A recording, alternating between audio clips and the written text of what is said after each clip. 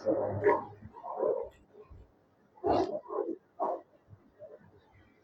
الله الرحمن الرحيم. الحمد لله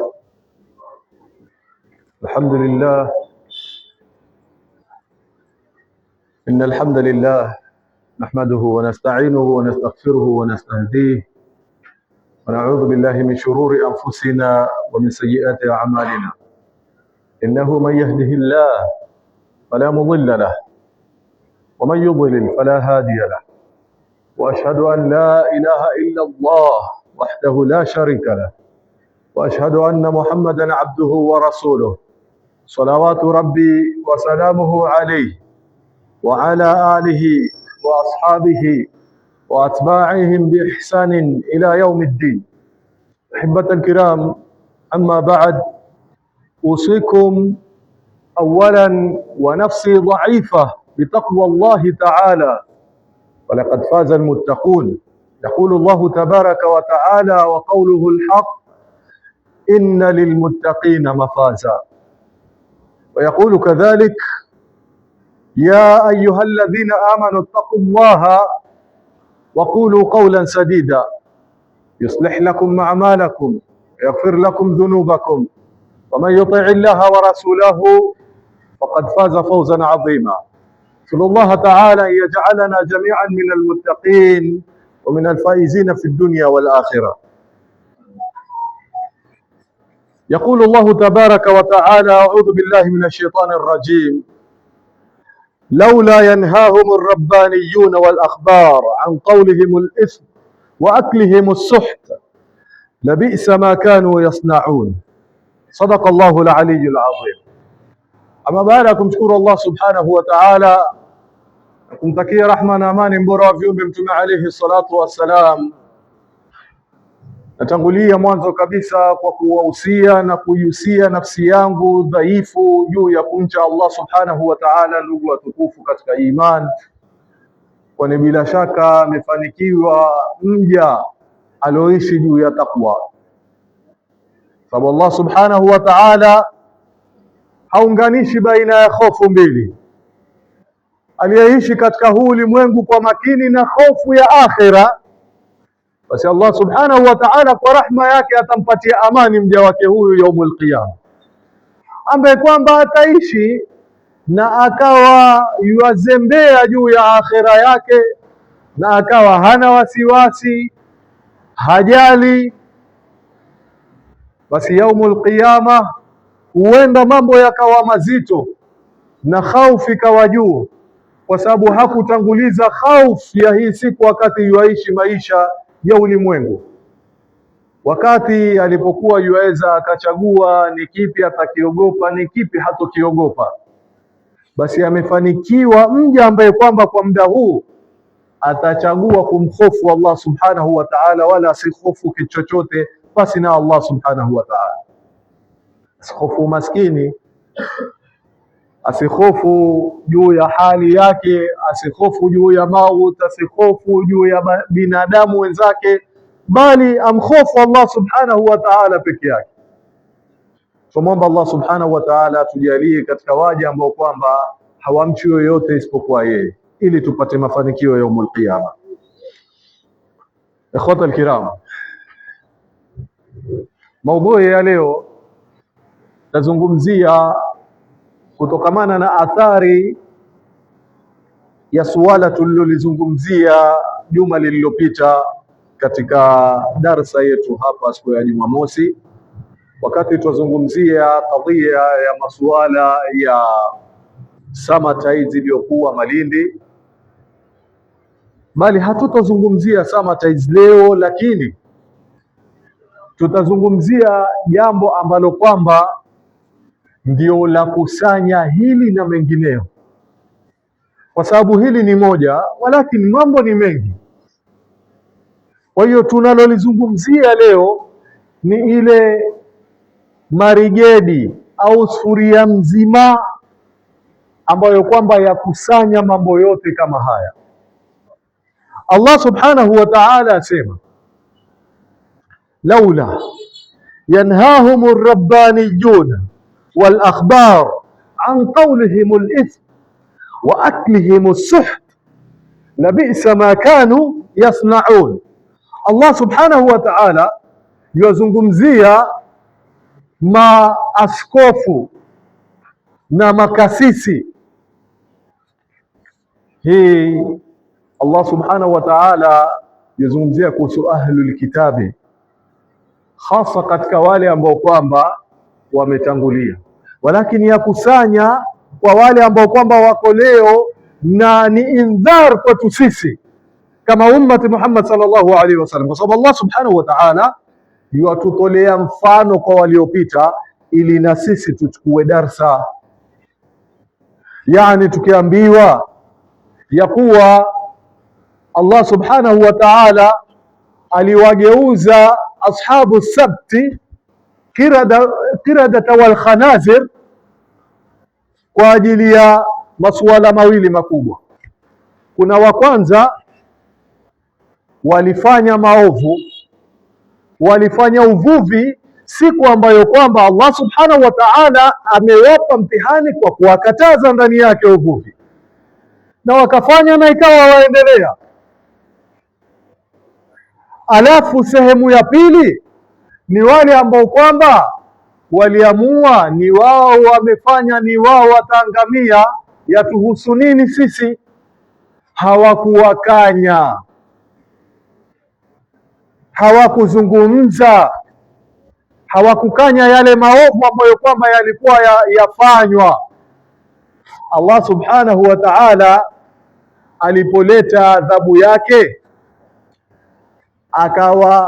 akawaokoa wale ambao kwamba walikuwa wanakanya maovu.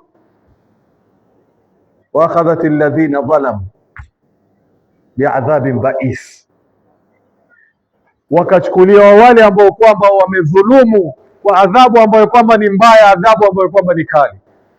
Kwa hiyo adhabu haikuwapata wale ambao kwamba wanafanya peke yake, bali wale ambao kwamba walinyamaza. Ya akhi, mimi naingia msikitini na swali, funga, alhamdulillah, tabia zangu, siendi maklabu mimi, wala mimi si mzinifu, wala si mlevi. Bana, yani usuni makosa. Hakuna jambo hilo katika Uislamu, na hivi ndivyo twapewa mfano. Waliadhibiwa wale waliotangulia, ili tuambiwa sisi ya kuwa twahisabiwa sio kwa nafsi zetu peke yake, hata kwa yale maovu ambayo kwamba sisi twayaona kwa wengine, lau tutakuwa ni wenye kuyanyamazia na kuyaacha yakapita tu hivi hivi.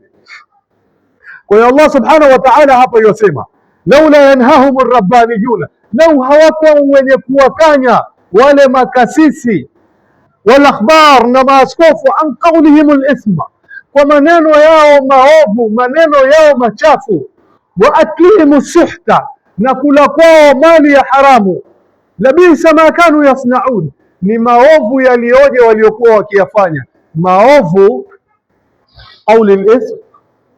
qaulul ithm, uovu ni katika maovu, kusema maneno machafu. Wa aklu suhta, na kula mali ambayo kwamba ni ya haramu, ni katika uovu, ni katika machafu. Na kutokanya yale maovu pia ni katika maovu. Hapa hakuzungumziwi kuhusu yale maovu ya kuzungumza maneno mabaya na vile vile na kula mali ambazo kwamba ni za haramu, wazungumziwa na uovu wa kutokanya. Sasa katika unasara na uyahudi, Allah subhanahu wa ta'ala yuuhisabu kama vile ambavyo kwamba nature ya dini yao ilivyo. Kuna masuala ya ukasisi. Katika Uislamu hakuna ukasisi. Katika Uislamu yuasimama hapa khatib juu ya mimbar na yuashuka chini, yuaitwa na mtu ambaye kwamba ni shopkeeper, ambiwa shekhe, njoo ndugu yangu, una tabia fulani ambayo kwamba Mwenyezi Mungu hairidhii. Sivyo hivyo, aambiwa yoyote, yuambiwa mpaka alim na yule ambaye kwamba yuko chini yuasikiliza. Uislamu hauna ukasisi, hakuna mtu yuwa represent watu kwa Allah subhanahu wa ta'ala. Katika Uislamu hakuna, na ndio hata katika kuomba Mwenyezi Mungu ruqya bora ya mtu kujifanyia nafsi yake, kwa sababu yomwomba Allah subhanahu wa ta'ala moja kwa moja. Sasa wewe ukija kwa ustadhi ukasema shekhe bana mfanyie kisomo, si makosa jamani, tuelewaneni sawa. Waweza ukafanyiwa ruqya sawa. Wewe wajuaje kuhusu amali yake? Wajuaje kuhusu alaka yake na Allah subhanahu wa ta'ala? Wajuaje Allah subhanahu wa ta'ala yokupenda wewe kuliko Allah subhanahu wa ta'ala? Wajuaje dua yako ukimwambia Allah subhanahu wa ta'ala atakupatia mara moja kuliko mtu mwingine? Yani sasa sisi tofauti na adiyan zingine wanao ukasisi, sisi hatuna ukasisi. Iko heshima, kuwaheshimisha wale ambao kwamba Allah subhanahu wa ta'ala yuwainua watu hadhi kupitia ilmu yake na kupitia takwa. Kwa hiyo hapa wakahesabiwa wao, lakini sisi kwetu sisi, angalia Allah subhanahu wa ta'ala yuatuambia nini kuhusu al-amru bil ma'rufi wan nahyu 'anil munkar, kuamrisha mema na kukataza maovu. Hii ndiyo sifa yetu ambayo kwamba Allah subhanahu wa ta'ala ametusifu nayo na akatupamba nayo na akatuenua nayo, walakin si sifa tu, bali juu yake ni majukumu. Allah subhanahu wa ta'ala asema kuntum,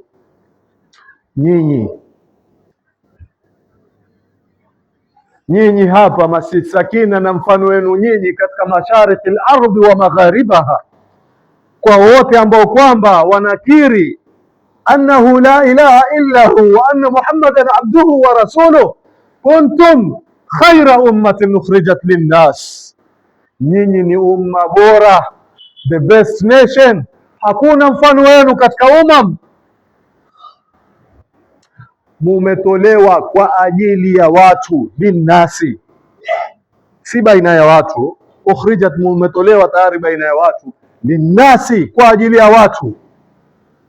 Nyinyi mwafanya kazi gani kwa hao watu? Ta'muruna bil ma'ruf, nyinyi muamrisha mema, tanhauna 'anil munkar, na munakataza maovu, watu'minuna billah, nyinyi juu ya haya yote mwamuamini Allah subhanahu wa ta'ala. Ikhwata alkiram, sasa katika hii amri, katika jambo la kuamrisha mema na kukataza maovu, ni amana mzito, amana ambayo kwamba Allah subhanahu wa ta'ala kupitia hii amana akajalia baina ya umam kuna waja wake aliwainua wakawa anbiya wa rusul, manabii na mitume, kwa ajili ya hii amana, si kwa jambo lingine. Wametumwa kwa watu kwa ajili ya kuamrisha mema na kuwakataza maovu. Kwa hiyo ni amana ambayo kwamba ni mzito, ila pamoja na hayo, katika hiyo amana mzito na katika hayo mambo mawili, kuna moja ambalo kwamba ni thakili zaidi, nalo mkukanya maovu. Yani akhi, kuamrisha mema ni amana mzito, ni jambo si rahisi, ni jambo zito, walakin kukataza maovu, ili shekhe, ni athqalu min al-akhar, ni zito kuliko lile ambalo kwamba la mwanzo. Hili la kukanya maovu huwa laleta mkwaruzo zaidi katika mujtamaa wowote. Kwa sababu gani? Kuwasukuma watu katika khair ni kujenga ada na kuitilia nguvu ada, yani mtu hafanyi na ukamsukuma ikawa yuafanya. Kwa hiyo mtu kujifunza tabia ni swala rahisi, kujifunza tabia. Mtu kuacha tabia, hapa ndio huwa kuna kasheshe. Mtu kuacha tabia huwa ni jambo zito, kwa sababu ya kwanza kama tulivyosema ni kujenga ada, ya pili ni kuvunja ada. Mtu amezoea na ukawa ni mwenye kumuondoa katika mazoea yake haya, kwa sababu mtu akizoea jambo huwa yuko katika comfort zone na lile jambo, yani akilifanya yufurahi, ndiyo kawaida kwake yeye, ndiyo maisha kwake yeye. Sasa kulivunja lile jambo huwa na kazi zaidi, kwa sababu kuamrisha watu, kwa mfano, aminu billahi, muaminini Allah subhanahu wa ta'ala. Shika hata nasara bana, beba na atakaniwa muamini Mwenyezi Mungu, atakwambia nini? Mimi naamini Mwenyezi Mungu. Alafu mwambie wala taqulu thalatha, usiseme utatu. Shekhe, hapo una vita na Kristo, una vita. Aminu billahi, atakwambia naam. Mimi atakwambia mimi si kafiri, mimi naamini Mwenyezi Mungu, naamini uwepo wa Mwenyezi Mungu, I believe in God. Mwambie basi wachana na Trinity, wacha muonye na Trinity. Mwambie wala taqulu thalatha. Hapa ndio yanaingia matatizo. Vile vile utakuta baina ya Waislamu suala la kumwamini Allah subhanahu wa ta'ala, bila shaka na atalipiga makamama, wala tushriku bihi shay'a. Hapa ndio balaa. Ima ni shirki ya kinidhamu, ya kushiriki katika nidhamu ambazo kwamba Allah subhanahu wa ta'ala haziridhii, ni kushiriki katika sheria ambazo kwamba si za Allah subhanahu wa ta'ala. Hapa mtaanza kukosana na Muislamu na hataki kukusikia. Ama ni ushirikina wa kwenda kupiga ramli, hataki kukusikia. Yani sio kwa hamwamini Allah subhanahu wa ta'ala, yu muamini, walakin katika masuala ya kukanya maovu, hapa ndiyo inakuja matatizo. Hata Makureishi asada, Makureishi waliompiga vita Mtume sallallahu alaihi wasallam hawakuwa na pingamizi ya kuwepo kwa Allah subhanahu wa ta'ala, ili walitambua. Kwa hiyo kama hawakuwa na pingamizi, vita vyao na Mtume sallallahu alaihi wasallam ilikuwa nini? Kama wao walikuwa hawana pingamizi na Allah subhanahu wa ta'ala, khaliqu samawati wal ard wan nasu jamia, mbona ikawa wampiga vita Mtume sallallahu alaihi wasallam? Angalia Allah subhanahu wa ta'ala asema, qul liman al-ard wa man fiha in kuntum ta'lamun, sema hii ardhi ni ya nani na vile vyote ambavyo kwamba viko katika ardhi, kama nyinyi mwajua. Hebu semeni hii ardhi ni ya nani, huu ulimwengu wa nani? Allah subhanahu wa ta'ala asema nini? Sayaquluna lillah, watasema hii ni Allah subhanahu wa ta'ala. Qul afala tadhakkarun, na jamani hamtambui? Basi amtie akili. Ardhi simwasema ni Allah subhanahu wa ta'ala. Qul man rabbus samawati wal ard, qul man rabbus samawati as-sab'i wa rabbil arshil azim. Semeni haya maswali. Allah subhanahu wa ta'ala anamwambia sema, waulize wa Makureishi, semeni nani ambaye kwamba ni mola wa mbingu saba na mola wa arshi ambaye kwamba ni kubwa? Sayaquluna lillah wa sadaqa Allahu al-aliyyul azim. Watasema ni Allah subhanahu wa ta'ala. Mbingu saba hizi za Allah subhanahu wa ta'ala, arshi kubwa, arshi tukufu ni Allah subhanahu wa ta'ala. Qul afala tattaqun, basi sema ya Muhammad, jamani hamuogopi Allah subhanahu wa ta'ala. Kwa hiyo vita vya Mtume sallallahu alaihi wasallam na Makureishi vilikuwa wapi kama wanakubali na wanakubali juu ya Allah subhanahu wa ta'ala ni muumba? Vita vilikuwa hapa, innakum wama ta'buduna min duni llah hasabu jahannam antum laha waridun. Nyinyi pamoja na mnavyoviabudu basi na Allah subhanahu wa ta'ala ni kuni za motoni. Hapa ndio kulikuwa na vita. Lau kana haulai aliha, lao hawa ingelikuwa miungu hawa. Sasa ni kuonya sasa, kusema hawa si miungu. Lau kana haulai aliha ma waraduha, hawangewapelekea mkaingia motoni. Wa kullum fiha khalidun, wao pamoja na miungu wao wote watakuwa ni wenye kukaa motoni milele. Vita ya sada havikuwa kwa Allah subhanahu wa ta'ala. Watu walikuwa wanaamini, na hata ukamshika mtu yoyote leo nakwambia kweli Mungu yuko. Tatizo afara'aytumul lata wal uzza, mwamuona huyu Lata na Uzza kuwaponda hawa miungu. Wa manata thalithata al-ukhra alakum dhakaru wa lahu al-untha tilka idhan qismatun dhiza. Hapa ndiyo vita vinavyokuja, na asili ya imani yenyewe ya Kiislamu mtu akiwa yuasilimu yuatamshwa maneno gani? Yuatamshwa maneno gani? La ilaha illa Allah. Yaanza na inkar, kukataa la ilaha, hapana mola apasaye kuabudiwa kwa haki isipokuwa Allah subhanahu wa ta'ala.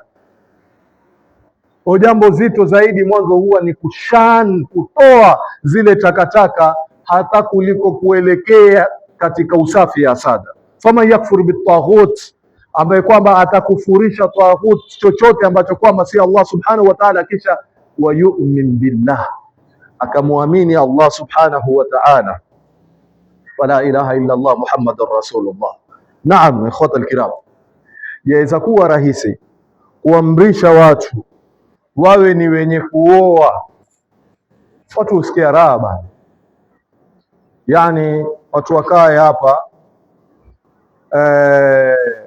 alafu wasikie fankihu ma taba lakum minan nisai mathna wa thulatha wa rubaa, yani yaleta ladha.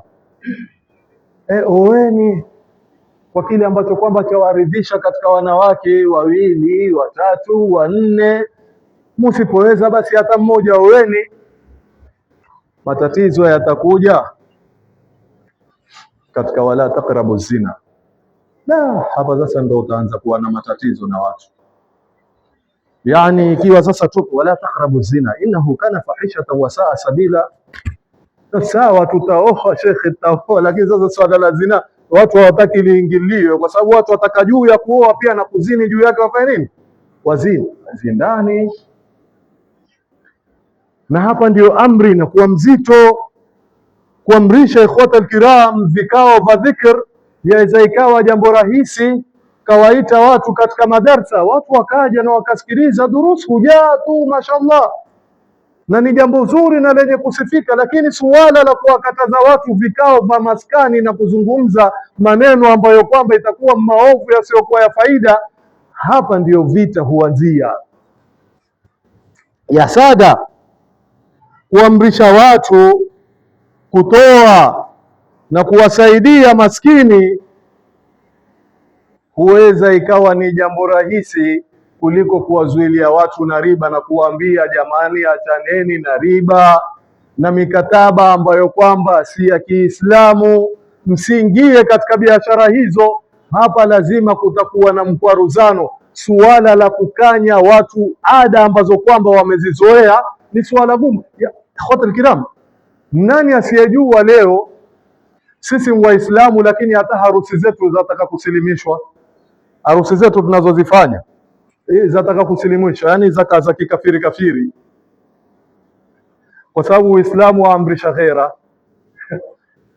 Sisi katika harusi zetu, hii ni usiku mwa nafsi, siwaambii kuhusu yani kwa ustadhi Sheikh Khatibu yatupaka, la, haya mambo yako kwetu na kwenu na sote twayajua. Allah subhanahu wa ta'ala yuamrisha ghera. Sisi binti ambaye kwamba amejistiri miaka yote, mutanaqiba, mutahajiba, ndo siku ile ambayo kwamba sasa ndio ghera yatakaniwa izidi zaidi, kwa sababu yuenda husishwa na mtu mmoja peke yake. Watu humfungua kwa watu wote waone, kachorwa vizuri, akapamba mapambo ya mumewe yakaonyeshwa kwa kila mmoja. Jaribu kukanya ya akhi, uangalie ile vita ambavyo kwamba utasema wadini na watu ambao kwamba makafiri, walakini ndani yake kuna watu ambao kwamba mashallah wamekita katika dini, na utapigwa vita wewe. Nani asiyejua Mtume sallallahu alaihi wasallam antuamrisha sisi na jambo la kuficha posa na kutangaza nikah. Muonaje posa zetu leo zafanywa maholi? Hasa posa siku hizi sherehe, fanywa maholi, yani mazawadi pale na mavideo yakachukuliwa ikasambazwa, yani posa kama posa, engagement party. Na posa swala la siri, yaja familia yazungumza, basi yale maneno mpaka mwisho afikiane nikah bana tarehe fulani mwezi wa 8. Jamaa yaja atangaziwa msikitini, wewe jamani, nawaomba muje nikah ya binti yangu, nikah ya kijana wangu, tuweni pamoja hapa na katika walima. Nani antutuma sasa? Huwa tufuata sunna ya nani? tukija tukifanya yale mambo. Jaribu kukataza watu uone. Yani ikhwata alkiram, leo ukitaka kuwa mzuri kwa watu na ukitaka kuwa wale wenyewe huwa wasema ni wale mashekhe ambao kwamba anakuambia bana, huyu mashallah huwa ana vitu, usichoki kumsikiza. Wewe ikiwa wasikiliza watu na kila time unachokisikiliza cha kuridhisha huwa mambo mawili, wewe mashallah unjisongeza sana kwa Allah subhanahu wa ta'ala. Huenda ikawa unjisongeza sana kwa Allah subhanahu wa ta'ala. Ndio maana ikizungumziwa kuhusu jambo ovu wafurahi kuwa hauko karibu nalo, na likizungumziwa jambo zuri wafurahi kuwa uko pamoja na lile jambo zuri. Ima ni hivyo au haya yanayozungumziwa huwa yafuata hawa za nafsi zako, ndio maana wafurahi. La sivyo watakaniwa ukisikiliza huo usikie kitu ambacho kwamba pale cha kugonga cha usikie ya kuwa umegongwa mahali. Lakini ikiwa wewe wasikiliza na wafurahi tu, kuna matatizo. Ni moja kati ya haya mawili, huenda ikawa uko juu ya kheri mashallah, na Mwenyezi Mungu aipokee kama itakuwa ni mtu yuko juu ya kheri, au labda kinachozungumziwa wewe wafuata kile ambacho kwamba wewe cha kufurahisha tu na haupendi kukanywa. Sasa hivi ndivyo ambavyo kwamba umma unakuwa unaelekea mpaka haya masuala yatokea. Taona Muislamu yasema bana, fuata maisha yako, fuata maisha yako. Watu wamenii, watu wanatembea uchi, shekhe kunani? Basi mjue kama ni Allah subhanahu wa ta'ala akileta basi, akileta adhabu, naudhu billahi min ghadhabi. Sisi hatuombi yani Mwenyezi Mungu atuchukue kwa adhabu yake, sisi tuomba siku zote rahma ya Allah subhanahu wa ta'ala. Na masuala ya kukanya ni kama vile ambavyo kwamba Allah subhanahu wa ta'ala ameeleza wakati yuwazungumzia kuhusu ashabu sabt, kwa sababu moja katika lile kundi lilisema lima ta'idhuna qauman lahu muhlikuhum au muadhibuhum adhaban shadida, mwajisumbuana nini kukanya watu ambao kwamba Mwenyezi Mungu atawaangamiza au atawaadhibu adhabu ambayo kwamba ni kali. Sasa mwajisumbuana nini? Watu wankwenda zao huko, kama ni Binit Baobab zama ni Samata zama wapi, shekhe wajisumbuana nini? Lakini hisabu yao qalu ma'dhiratan ila rabbikum, ni kupata udhuru kutoka kwa Allah subhanahu wa ta'ala. Ukiambiwa wewe ulishuhudia, wewe ulikuweko wakati ule jambo fulani likiendelea, ulifanya nini? Ya Rabbi, mimi nilizungumza hapo wenye kusikia, lakini mimi nilisema, niliweka status hapa, niliposti Facebook hapa, nilikutana na mtu nikamweleza, nilikuwa baina ya watu nikawaambia hili jambo makosa, Mwenyezi Mungu aridhiki. Basi juu ya wao kufanya au kuacha, ya Rabbi haiko juu yangu, rahmatan ya Rabbi, ma'dhiratan ila rabbikum wala'allahum yattaqun. Wale ambao kwamba wafanya machafu haimaanishi basi huwa ni hivyo, hawezi kurudi nyuma. Jamani, kila mmoja yuweza akatoka akawa mwema, akawa muovu na muovu kabisa, akawa mwema kuliko mtu yoyote. Mbona tu katika Uislamu wetu tu tuna Umar bin al-Khattab, katika kusilimu kwake alikuwa yuenda kumtafuta Mtume sallallahu alaihi wasallam, na shari ya juu zaidi kumuua Mtume sallallahu alaihi wasallam. Kwa nini hatutii akili bado? Mtume sallallahu alaihi wasallam juu ya maadui zake wakali akaomba Mwenyezi Mungu, ya Rabbi, basi utie nguvu Uislamu kwa mmoja baina ya hawa wawili, akitarajia ima Abu Jahl ama Umar bin al-Khattab.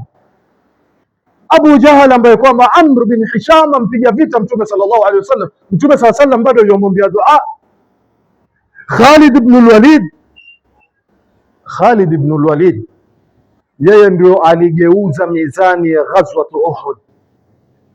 Jamani, akili na akili yake wakati ule yuko katika upande wa makafiri, akawa ni mwenye kuwageuzia kibao Waislamu, watu wakapigwa kichapo. Na katika hivi vita ndio kukasambaa mpaka uvumi Mtume sallallahu alaihi wasallam ameuawa. Khalid ibn al-Walid, Mtume sallallahu alaihi wasallam yuatuma na barua wakati wa fathu Makkah ipelekwe kwa Khalid ibn al-Walid. Mtume sallallahu alaihi wasallam asema bana, Khalid bana, mimi najua wewe ni mtu ambaye kwamba mimi najua Khalid ni mtu ana akili sana. Kivipi mpaka sasa hajaweza kutambua ya kuwa Uislamu ni haki?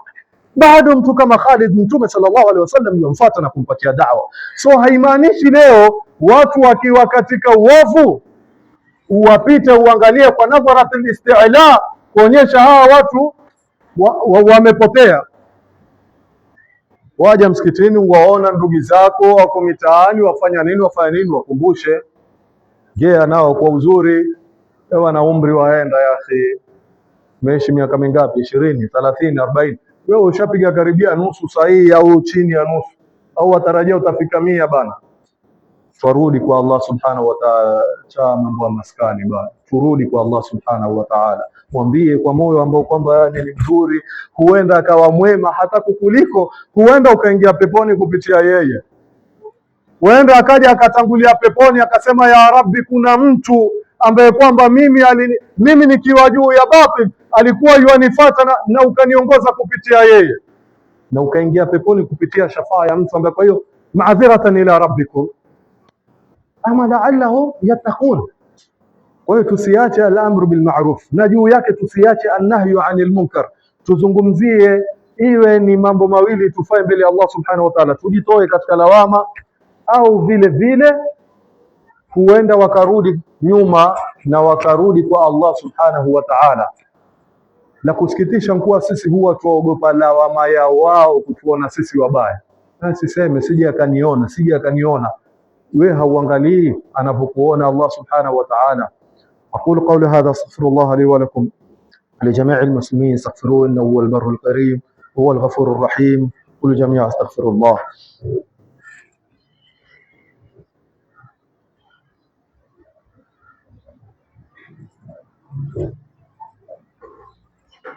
الحمد لله حمدا كثيرا كما أمر، وأشهد أن لا إله إلا الله إدغاما لمن جاهد به وكفر، وأشهد أن محمدا سيد الخلائق والبشر. عباد الله، اتقوا الله من سماع الله وفضول الخبر، وانتهوا عما نهاكم عنه وزجر، واعلموا أن الله أمركم بأمر بدأ فيه بنفسه وثنى بالملائكة المسبحة بقدسه وثلث بكم أيها المؤمنون من برية جنه وإنسه، فقال تعالى مخبرا وآمرا: إن الله وملائكته يصلون على النبي يا أيها الذين آمنوا صلوا عليه وسلموا تسليما. ورضي الله تعالى عن كل أصحاب رسول الله أجمعين. اللهم أعز الإسلام والمسلمين، وأذل الشرك والمشركين، ودمر أعداءك أعداء الدين، وانصر جيوش المسلمين يا رب العالمين.